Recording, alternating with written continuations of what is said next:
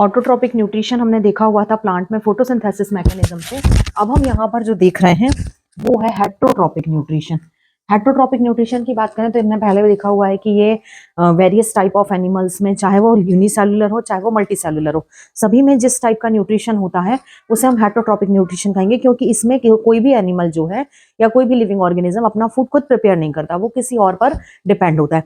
तो सबसे पहले आपको समझना है, क्योंकि आपके सिलेबस में जो आप 10th लेवल पे पढ़ रहे हो उसमें ह्यूमन का डाइजेस्टिव सिस्टम है, तो ह्यूमन के डाइजेस्टिव सिस्टम की ये 5 मैकेनिज्म होती हैं जिनका सीक्वेंस आपको पता होना चाहिए। कभी कभी डायरेक्ट सीक्वेंस से क्वेश्चन आ जाता है। तो इंजेशन, डाइजेशन, एब्जॉर्प्शन, एसिमिलेशन और इजेशन। इंजेशन मतलब होता है किसी भी फूड पार्टिकल्स या फूड को इनटेक करना या अंदर की तरफ लेना या मुंह के द्वारा उसे अंदर डालना। डाइजेशन, जो अंदर लिया हुआ है उसे छोटे छोटे पार्ट्स में, क्योंकि जो हम खाना खा रहे हैं हमारे डाइजेस्टिव सिस्टम में उनको छोटे छोटे पार्ट्स में तोड़ के फिर उनको यूज किया जाता है या उनकी एनर्जी को रिड्यूस किया जाता है। तो सबसे पहले खाना जो हमने खाया उसे छोटे छोटे पार्ट्स में तोड़ना, फिर उसके बाद में उसमें से एब्जॉर्प्शन में उससे जो एनर्जी निकलने वाली जिसके लिए हम खाना खा रहे हैं उसे एब्जॉर्ब करना। एब्जॉर्ब करने के बाद में जो एनर्जी एब्जॉर्ब हुई है, जैसे मान लो खाना हमने खाया, स्टमक में गया, इंटेस्टाइन में गया, तो एनर्जी तो वहीं पर है। वो एनर्जी मान लो ब्रेन में चाहिए, हाथ पैर में चाहिए, तो वो एनर्जी वहां से पूरी बॉडी में डिस्ट्रीब्यूट की जाती है। तो वो डिस्ट्रीब्यूशन ऑफ बॉडी या होल बॉडी जो एनर्जी है उसे डिस्ट्रीब्यूट करना।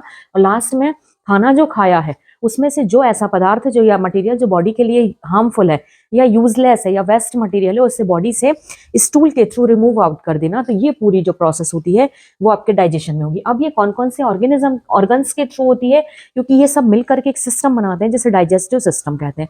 तो mouth, teeth, tongue, salivary gland, oesophagus, stomach, small intestine, large intestine और एनस।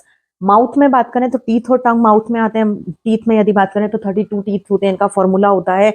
टंग में बात करें तो कई सारे बर्ड्स पाए जाते हैं जिनके कारण हमें टेस्ट समझ में आता है। इसके बाद में खाना जब आगे जाता है फूड पाइप के थ्रू, तो फूड पाइप पर एक एपिग्लॉटिस नाम का स्ट्रक्चर होता है जो रेस्पिरेटरी ट्रैक्ट और फूड ट्रैक्ट को डिफरेंट करके रखता है और फूड के ऊपर पाया जाता है। फूड पाइप के ऊपर ऐसा ढक्कन जैसा होता है जिसे एपिग्लॉटिस कहते हैं। तो आगे जाकर के सलाइवरी ग्लैंड जिससे जो एंजाइम रिलीज होता है, ये बहुत इंपॉर्टेंट क्वेश्चन है, टाइलिन जिसे कहते हैं, टाइलिन या अमाइलेज नाम से जाना जाता है। ये एंजाइम आप कॉपी में नोट डाउन कर ले, यहाँ से क्वेश्चन हमेशा आता है कि सलाइवरी ग्लैंड से कौन सा एंजाइम रिमूव किया जाता है या कौन सा एंजाइम एक्सक्रीट किया जाता है। फिर ईसोफेगस के नीचे स्टमक। स्टमक में हम देखते हैं जो भी हम खाना खा रहे हैं तो स्टमक से गैस्ट्रिक जूस रिलीज होता है। गैस्ट्रिक जूस में पेप्सिन हो गया, म्यूकस हो गया और HCl हो गया, जो खाने को छोटे छोटे पार्ट्स में तोड़ करके अपनी अपनी जगह पर भेज के उनको डाइजेशन करते हैं।